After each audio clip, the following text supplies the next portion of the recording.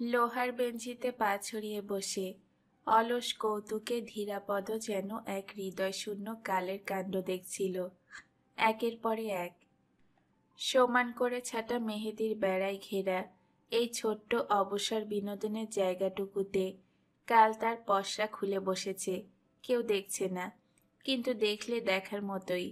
ধীরাপদ দেখছে, আর এইটুকু দেখার মধ্যে নিজেকে ছড়িয়ে দিয়ে এক ধরনের আত্মবিস্মৃতির ভুষ্টিতে বিভোর হয়ে আছে। সদ্য রঙ্গপট সামনের ওই খালি বেঞ্চিটাই।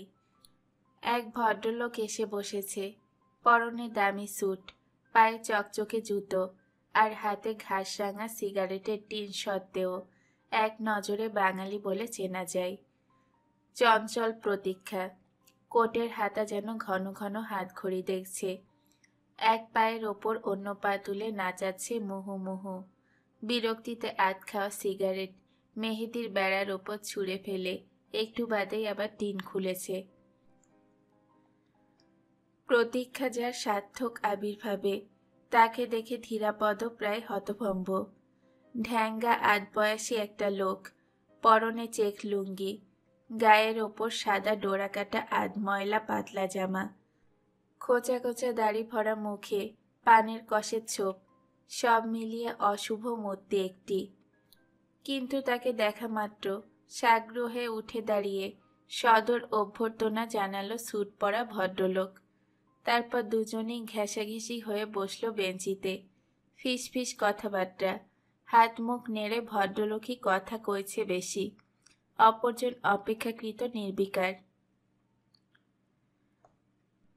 কথা বলার মাঝে লোকটি নিজের পকেটে হাত দিতেই ভদ্রলোক তাড়াতাড়ি সিগারেটের টিন খুলে ধরল। কিন্তু লোকটা নিরাসক্ত, সিগারেটের টিনের প্রতি ভ্রুক্ষেপ না করে পকেট থেকে বিড়ি বার করে ধরালো।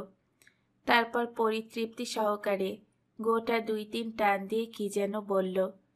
সঙ্গে সঙ্গে ভদ্রলোক বেঞ্চি ছেড়ে উঠে দাঁড়িয়ে সিগারেটের টিন শুদ্ধ হাত বাড়িয়ে মাথার ওপর তুলে নাচ জুড়ে দিল। দেখার তন্ময়তায় ধীরাপদ প্রায় ঘুরে বসেছে। লুঙ্গি পরা লোকটা নিস্পৃহ মুখে সেই নাচের মাঝখানে আবারও কি বলার সঙ্গে সঙ্গে দম ফুরানো কলের পুতুলের মতোই নাচ থেমে গেল। ধপ করে তার পাশে বসে পড়ল আবার। টিন খুলে সিগারেট ধরালো। কোটের পকেট থেকে একটা স্বতঃস্ফূর্ত পার্স বের করে গোটা কতক 10 টাকার নোট তার কোলের ওপর ছুঁড়ে ফেলে দিল। তারপর একটি কথাও না বলে শুধু একটা উগ্র দৃষ্টি নিক্ষেপ করে উঠে চলে গেল। বিড়ি ফেলে নোট কখানা গুনে পকেটে রাখল লোকটা। ধীরাপদর মনে হলো গোটা সাথে খাবে, এক্ষুনি উঠে চলে যাবে বোধহয় লোকটা। ওই যাচ্ছে। মনে মনে এবার জোরালো রহস্যের জাল বুনবে ধীরাপদ। সম্ভব অসম্ভব অনেক রকম, সময় না কাটলে দুর্বহ বোঝার মতো, কিন্তু কাটাতে জানলে পলকেই কাটে, ধীরাপদ জানে। কিন্তু শুরুতেই মেহেদি বেড়ার ওপারে একটা চেঁচামেচি শুনে রহস্যের বুননি ঢিলে হয়ে গেল। উঠে দাঁড়িয়ে দেখতে চেষ্টা করল। এতক্ষণ বসে থাকার পর হঠাৎ দাঁড়ানোর ফলে সর্বাঙ্গের সব কটা স্নায়ু একসঙ্গে ঝিমঝিম করে উঠল। চোখে লালচে অন্ধকার, পায়ের নিচে ভূমিকম্প। তাড়াতাড়ি বেঞ্চিতে বসে পড়ে দু চোখ বুজে ফেলল। এরপর একটুখানি সামলে নিয়ে ভয়ে ভয়ে তাকালো। সব ঠিক আছে, কিছুই ওলটপালট হয়নি। উঠে দাঁড়ানোর দরকার ছিল না। চেঁচামেচির কারণ বসে বসেই অনুমান করা যাচ্ছে। বেড়ার ওধারে বসে নানা রকমের চাট বেচছে একটা লোক। তার সামনে 10-12টি খদ্দেরের রসনা চলছে। তাদেরই কোনো একজনের সঙ্গে হিসেবের গরমিল এবং চিৎকার। দিনের ছোটবেলা পড়তে না পড়তেই সন্ধে। বিকেলের আলোয় কালচে ছোপ ধরেছে। এরই মধ্যে বেলা পড়ে আসছে দেখে মন বেশ খুশি। দূরে চৌরঙ্গীর প্রসাদ। চূড়ার ঘড়িটাতে 5টা বাজে। ওই ঘড়িটাকে মনে মনে ভালোবেসে ফেলেছে ধীরাপদ। মাঝে মাঝে অচল হয়, 10 মিনিট পিছিয়ে চলে। ধীরাপদ তাতে আপত্তি নেই। এগিয়ে চলতেই আপত্তি। বাড়িটাতে ঢালাও ব্যবসা ছিল ইংরেজদের, এখন মালিকানা বদলেছে, কিন্তু ঘড়িটা একভাবেই চলছে, চলছে আর বন্ধ হচ্ছে। দেশের মালিকানাও বদলেছে, কিন্তু ধীরাপদ একভাবেই চলছে, চলছে আর থামছে। বদলাচ্ছে তো সব কিছুই। এই কার্জন পার্কই কি আগের মতো আছে? আগের থেকে অনেক সংকীর্ণ হয়েছে, অনেক ছোট হয়ে গেছে। শোভা বেড়েছে বটে, কিন্তু অনেক ছাড়তে হয়েছে তাকে। নরম ঘাস আর নরম মাটি খুবলে পিচ দিয়ে বাঁধানো হয়েছে প্রায় অর্ধেকটা। দেহের শিরা উপশিরার মতো ঝাঁকে ঝাঁকে ত্বকে ত্বকে আঁকা আঁকা অজস্র ইস্পাতের লাইন বসেছে তার উপরে। সঙ্গে সঙ্গে সন্ধ্যা রোমান্সের হাওয়াও বদলেছে এখনকার। আগে সন্ধ্যা হতে না হতে জোড়া জোড়া দ্বৈতার আবির্ভাব হতো, পরস্পরের কোটি বেষ্টন করে হাঁটত, নয়তো গুল্ম ঝোপের আড়ালে সুপারি স্বর মেহেদি বেড়ার নিরিবিলি পাশটিতে বসে 12 মাস হেমন্তের হাওয়া গায়ে লাগাত। ধৈর্য ধরে বসে থাকলে আরো গাঢ়তর অনুরাগের আভাসও পাওয়া যেত। বসন্তের সেই সব অনুচর সহচারীরা কোথায় এখন? বোধহয় অন্য জায়গা বেছে নিয়েছে।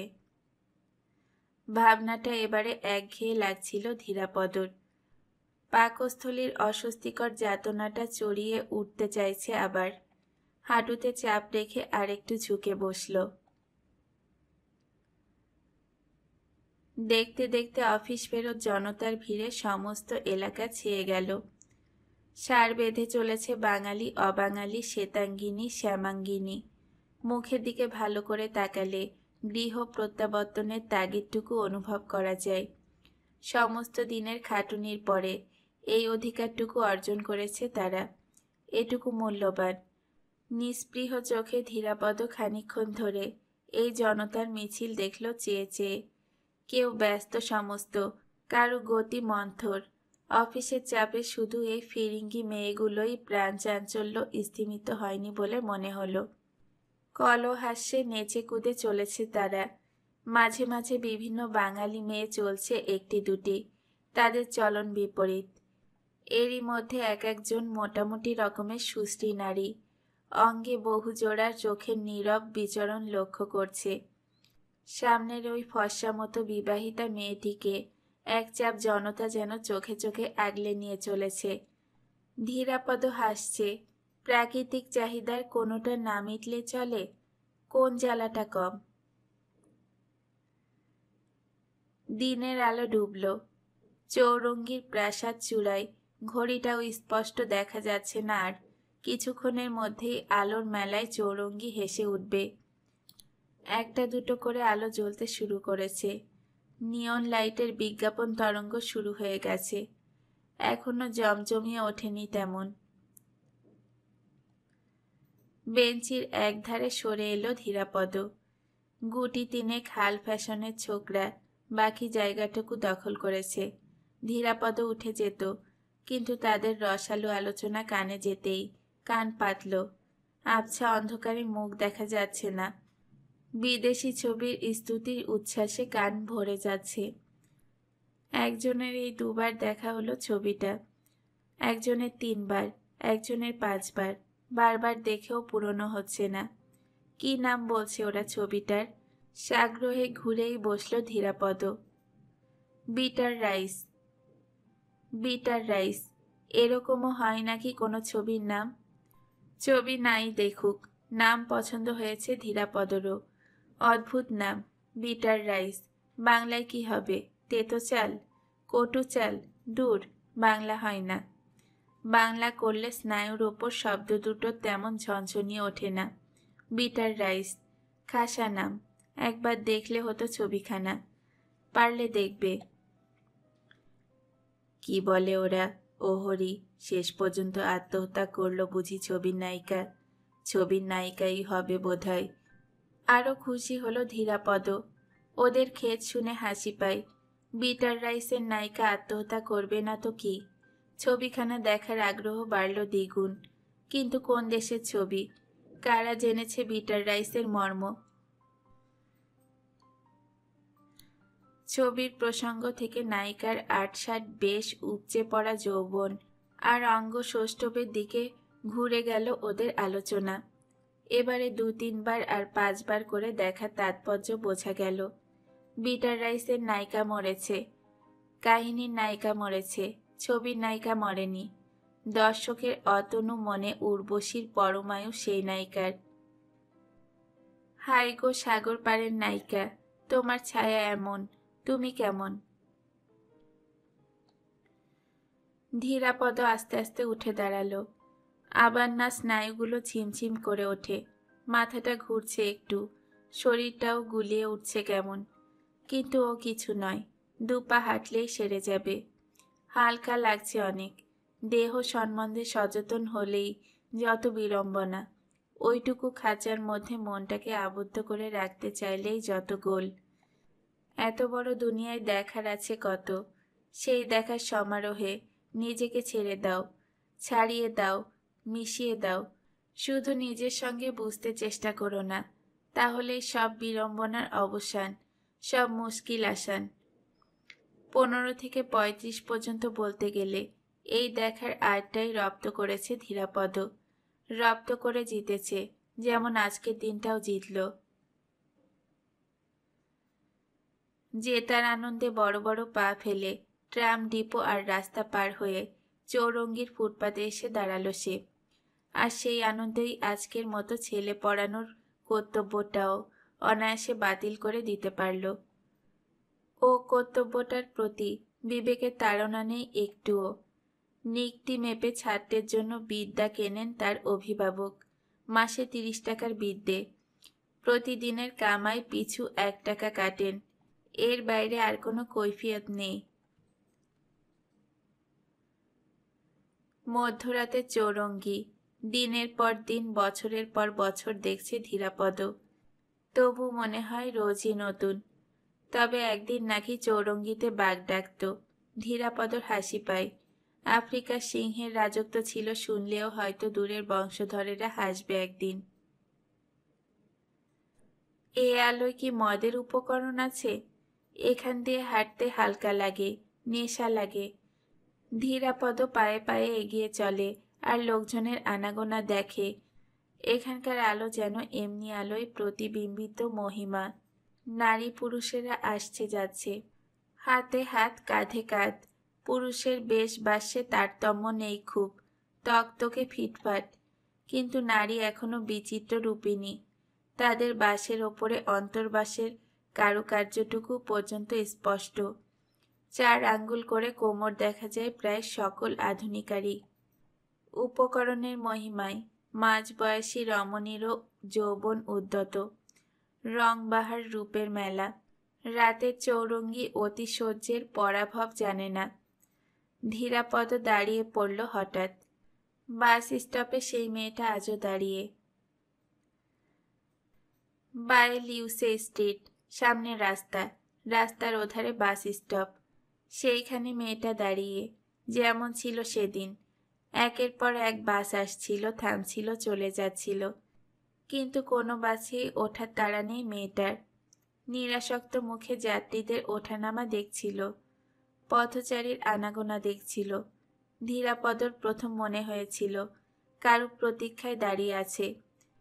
প্রতীক্ষায় বটে, কোন ধরনের প্রতীক্ষা সেটাই সঠিক বুঝে ওঠেনি। বছর 20-21 হবে বয়স। ক্ষীণাঙ্গী, পরনে চোখ তাতানো ছাপা শাড়ি আর উৎকট লাল সিল্কের ব্লাউজ। বুকের দিকে চোখ পড়লেই চোখে কেমন লাগে, কিন্তু তবু চোখ পড়েই। মুখে আর ঠোঁটের রঙে আর একটু সুস্পষ্ট সামঞ্জস্য ঘটাতে পারলে, অথবা ওই পার্থক্যটুকু পরিহার করতে পারলে মুখখানা প্রায় সুশ্রী বলা যেত। সুশ্রী আর শুকনো। মেয়েটিও দেখেছিল তাকে সেদিন, একবার নয়, একটু বাদে বাদে বার কতক। শেষে ঘুরে দাঁড়িয়েছিল মুখোমুখি, 2 পা এগিয়ে এসেছিল। মাঝে রাস্তা, রাস্তা পেরোয়নি। থমকে দাঁড়িয়ে আর একবার তার আপদ মস্তক খুঁটিয়ে দেখেছিল, তারপর ফিরে গেছে যেখানে দাঁড়িয়েছিল সেইখানে। ধীরাপদ দেখতে জানে, সেই দেখায় বড় ভুল হয় না, কিন্তু সারাক্ষণ ভয়ানক অন্যমনস্ক ছিল সেদিন। সোনা বৌদি প্রথম বোঝাপড়া শুরু করেছিল সেই দিনই। সেটা যেমন আকস্মিক তেমনি অভিনব। সেই ভাবনার ফাঁকে সেদিন অনেক দেখাই অসম্পূর্ণ ছিল। এই মেয়েটার হাবভাবও সেদিন তলিয়ে বোঝেনি, তাও বুঝত যদি না মুখখানা অমন শুকনো দেখাতো। ধীরাপদ হতভম্ব হয়ে ভেবেছিল, মেয়েটি কি কোনো বিপদে পড়ে তাকে বলতে এসেছিল কিছু?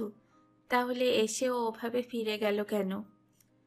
সঙ্গে সঙ্গে নিজের জামা কাপড়ের দিকে চোখ গেছে তার। ভদ্রলোক মনে হওয়া শক্ত বটে, গালেও খোঁচা খোঁচা দাড়ি। 3-4 দিন শেভ করা হয়নি। কাছাকাছি এসে এইসব লক্ষ্য করেই ফিরে গেছে হয়তো। ঠিক বিশ্বাস করে উঠতে পারেনি। কিন্তু আজ তাকে দেখার সঙ্গে সঙ্গে কে যেন বলে দিল ওই মেয়েটাকে, কোন প্রত্যাশায় দাঁড়িয়ে আছে। সেই সাজ পোশাক, সেই রংচং, সেই শুকনো মুখ। বাস আসছে, দাঁড়াচ্ছে, চলে যাচ্ছে। যাত্রীদের ওঠানামা দেখছে, পথচারীর আনাগোনা দেখছে। মাঝের রাস্তার এদিকে দাঁড়িয়ে ধীরাপদ হেসে উঠল নিজের মনেই। Bitter rice. এরই মধ্যে ভুলে গিয়েছিল ছবিটার নাম। ছবিটা দেখতে হবে। বেশ নাম, কিন্তু মেয়েটা যে চেয়েই আছে তার দিকে। 20-21 বছরের অপুষ্ট মেয়ে। সর্বাঙ্গে আলগা পুষ্টি ধরনের কারুকার্য, মোহ ছড়ানোর প্রয়াস। শুধু মুখখানা শুকনো। তাজা মুখ জীবনের প্রতিবিম্ব। সেখানে টান ধরলে প্রতিবিম্ব তাজা হবে কেমন করে? বিটার রাইসের নায়িকা আত্মহত্যা করেছিল, আসল রমণীটি তাজা। কিন্তু এই মেয়েটা শুধু আত্মহত্যাই করেছে। ওর মধ্যে তাজা কি আছে? ওর কি প্রত্যাশা? প্রত্যাশা নিশ্চয়ই আছে। 1-2 পা করে এগিয়ে আসছে মেয়েটা। নিজের দিকে তাকালো ধীরাপদ। জামা কাপড় পরিষ্কারই বটে, সকালের কাচা। গালেও এক খোঁচা দাড়ি নেই। নিজেরই ভদ্রলোক ভদ্রলোক লাগছে। আজও মাঝের রাস্তাটার ওপর দাঁড়িয়ে গেছে, কিন্তু আজ আর খুঁটিয়ে দেখার জন্য নয়। গাড়ি যাচ্ছে একের পর এক। লাল আলো না জ্বলা পর্যন্ত দাঁড়াতে হবে। তারপর আসবেই জানে, কিন্তু তারপর কি করবে? ধীরাপদ জানতে লোভ হচ্ছে, কিন্তু আর সাহসে কুলোচ্ছে না। আত্মহত্যার পরেও যারা বেঁচে থাকে তারা কেমন কে জানে। হন হন করে লিউসে স্ট্রিট ধরে হাঁটতে শুরু করে দিল সে। বেশ খানিকটা এসে ফিরে তাকালো একবার। লাল আলো জ্বলছে এখন। গাড়িগুলো দাঁড়িয়ে আছে। মেয়েটা এধারে চলে এসেছে, আর ঘুরে দাঁড়িয়ে তাকেই দেখছে। এক নজর তাকিয়েই ধীরাপদর মনে হলো, দেখছে না, নীরবে অনুযোগ করছে যেন। প্রেতের অনুযোগ অমন খচখচিয়ে বিধে। ধীরাপদর বিধছে কেন? মুখখানা বড় শুকনো আর করুণ। অপটু প্রসাধনের প্রতি ধীরাপদর বিতৃষ্ণা বাড়ল। ওই মেয়ে কেন মন ভোলাবে? কিন্তু নিজের মাথা ব্যথা দেখে ধীরাপদ আবারও হেসেই ফেলল। ফুটপাতে শোকেজ ঘেঁষে চলছে। যা চোখে লাগে দেখে, না লাগলে পাশ কাটায়। ওগুলো যেন কেনার জন্য একবারও মনে হয় না। দেখতে বেশ লাগে। মাথাটা ঝিমঝিম করছে আবারও একটু। বড় রাস্তা ধরে হন হন করে খানিকটা হাঁটতে পারলে ঠিক হতো। ওই মেয়েটাই গন্ডগোল করে দিল। সুন্দর বিলিতি বাজনা কানে আসছে একটা। দেশি হোক বিলেতি হোক, কানে যা ভালো লাগে তাই ভালো। বাজনা অনুসরণ করে সামনের একটা দোকানের সামনে এসে দাঁড়ালো। মস্ত গ্রামোফোন রেডিওর দোকান। শোকেসে নানা রকম ঝকঝকে বাদ্যযন্ত্র। ভেতরটা আলোয় আলোয় একাকার। সেই আলো ফুটপাত পর্যন্ত এসে পড়েছে। ভেতরের দিকে তাকালে চোখ ধাঁধায়। বাজনাটা মিষ্টি লাগছে ধীরাপদর। যন্ত্রণাদায়ক ক্ষতর ওপর ঠান্ডা প্রলেপ পড়লে যেমন লাগে। ব্যথা মরে না, আরামও লাগে। বাজনাটা তেমনি করুণ অথচ মিষ্টি। অভিজাত সঙ্গীত রসিকের ভিড় এখানে। আসছে যাচ্ছে। কেউ মোটর থেকে নেমে দোকানে ঢুকছে, কেউ বা দোকান থেকে বেরিয়ে মোটরে উঠছে। অবাঙালি মেয়ে পুরুষের সংখ্যাই বেশি। মেম সাহেবও আছে। মুখ তুলে ভেতরের দিকে তাকাতেই ধীরাপদ হঠাৎ হকচকিয়ে গেল একেবারে, বিস্মিত বিভ্রান্ত। দোকান থেকে বেরিয়ে আসছে একটি মহিলা, হাতে খান কতক রেকর্ড, পরনে প্লেন চাপা রঙের সিল্কের শাড়ি, সিল্কের ব্লাউজ, গায়ের রং ঘেঁষা প্রায়, যৌবন হয়তো গত, যৌবনশ্রী অটুট। দরজার কাছে এসে মহিলা ভুরু কুঁচকে ওর দিকে একবার তাকালেন। হ্যাংলার মতো একটা লোককে এভাবে চেয়ে থাকতে দেখলে বিরক্ত হবারই কথা। থতমত খেয়ে ধীরাপদ সরে দাঁড়ালো একটু। মহিলা পাশ কাটিয়ে গেলেন। ধীরাপদ সেই দিকে ঘুরে দাঁড়ালো। তার চেতনা যেন সক্রিয় নয় তখনও। দুপা এগিয়ে গিয়ে কি ভেবে মহিলা ফিরে তাকালেন একবার, তারপর থেমে গেলেন। ধীরাপদ চেয়েই আছে। মহিলার দু চোখ আটকে গেল তার মুখের ওপরে। 2-4 মুহূর্ত, তারপরই বিষম এক ঝাঁকুনি খেলেন যেন। এক ঝলক রক্ত নামল মুখে। ফুটপাত ছেড়ে তরতরিয়ে রাস্তাটা পার হয়ে গেলেন। ক্রিম কালারের চকচকে একটা গাড়ি দাঁড়িয়ে। তকমা পরা ড্রাইভার দরজা খুলে দিল। গাড়িতে উঠতে গিয়েও আবার থামলেন মহিলা, ফিরে তাকালেন। ধীরাপদ চেয়েই আছে। তার দিকে ঘুরে দাঁড়ালেন মহিলা, দেখলেন, বোধহয় ভাবলেন একটু। হাতের রেকর্ড কখানা সামনের সিটে রেখে রাস্তা পেরিয়ে এগিয়ে এলেন আবার ধীরাপদের দিকেই, ধীরাপদর কাছেই। এরই মধ্যে সামলে নিয়েছেন বোঝা যায়। ধীরাপদ, ধীরু না? চেষ্টা করেও গলা দিয়ে একটু শব্দ বার করতে পারল না ধীরাপদ। ফ্যাস ফেসে একটু হাওয়া বেরোলো শুধু, ঘাড় নাড়ল। কি আশ্চর্য, আমি তো চিনতেই পারিনি প্রথমে। তুমি এখানে কলকাতাতেই থাকো নাকি? ধীরাপদর বাক স্ফুরণ হলো না একবারও, মাথা নাড়ল। অমন করে দেখছো কি, চিনতে পারছো না আমাকে? ধীরাপদ হাসতে চেষ্টা করল, ঘাড় নেড়ে জানালো চিনেছে। বলো তো কে? চারুদি। যাক। মহিলা হাসলেন। কতকাল পরে দেখা, এখানে কি করছো? রেকর্ড কিনবে নাকি? ও, বাজনা শুনছিলে বুঝি? আর শুনতে হবে না, ওদিকে দাঁড়িয়ে কথা কয়ে এসো।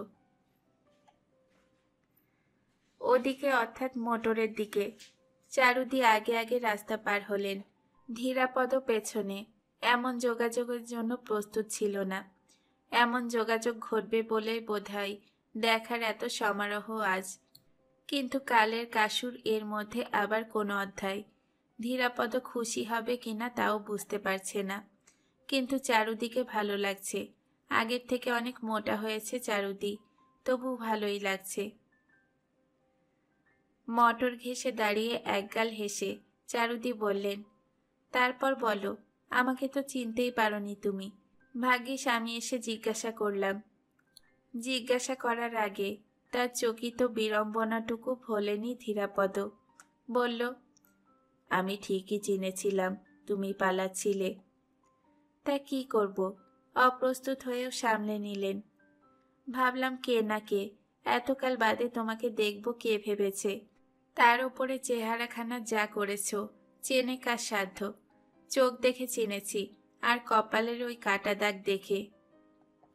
কপালের কাটা দাগের প্রসঙ্গে সম্ভবত ধীরাপদর মায়ের কথা মনে পড়ল চারুদির। মায়ের হাতের তপ্ত খুন্তি চিহ্ন ওটুকু, ছেলেবেলার দস্যিপনার ফল। পাথর ছুঁড়ে খুড়তুতো ভাইয়ের মাথা ফাটালেও এমন কিছু মারাত্মক হয়নি সেটা। কিন্তু এই চারুদি না আগলালে ওকে বোধহয় মা মেরেই ফেলত সেদিন। খুন্তির এক ঘাই আধমরা করেছিল। একটু হেসে চারুদি জিজ্ঞাসা করলেন, মাসিমা কোথায়? আর শৈল সব এখানে? তার মুখের ওপর চোখ রেখে ধীরাপদ আঙ্গুল দিয়ে আকাশটা দেখিয়ে দিল। আহা, কেউ নেই। চারুদি অপ্রস্তুত, একটু বিষণ্ণ। কি করে আর জানবো বলো, কারুর সঙ্গেই তো। থেমে প্রসঙ্গ বদলে ফেললেন। তুমি আছো কোথায়? কি করছো আজকাল? সাহিত্য করা ছেড়েছ না এখনো আছে? নাম টাম তো দেখিনে। একসঙ্গে একাধিক প্রশ্নের সুবিধে এই যে একটারও জবাব না দিলে চলে। প্রশ্নগুলো শুধু প্রশ্ন নয়, এক ধরনের আবেগ বলা যেতে পারে। দ্বিধা কাটিয়ে সামনে এসে দাঁড়ানোর পর থেকেই চারুদির এই আবেগটুকু লক্ষ্য করেছে ধীরাপদ। একটু হেসে জবাব এড়িয়ে জিজ্ঞাসা করল, তুমি যাবে কতদূর? অনেক দূর। সাগ্রহে আরো একটু কাছে সরে এলেন চারুদি।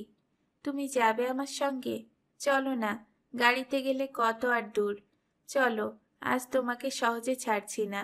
ড্রাইভার তোমাকে বাড়ি পৌঁছে দেবে খন। তাড়া নেই তো কিছু? তাড়া নেই জানাতে একেবারে হাত ধরে গাড়িতে তুললেন তাকে। নিজেও তার পাশে এসে ড্রাইভারকে হিন্দিতে বাড়ি ফেরার নির্দেশ দিলেন। এমন দামি গাড়ি দূরে থাক, মোটরেই শিগগিরই চড়েছে বলে মনে পড়ে না ধীরাপদর। নরম কুশনের আরামটা প্রায় অস্বস্তিকর, নরম আদরের মতো। ধীরাপদ অভ্যস্ত নয়। সেই সঙ্গে মিষ্টি গন্ধ একটু, পার্শ্ববর্তিনীর সুচারু প্রসাধন রুচি আছে বলতে হবে। আরও বুক ভরে নিঃশ্বাস টানতে ইচ্ছে করছিল ধীরাপদর, কিন্তু কোন সংকোচে লোভ দমন করল সেই জানে।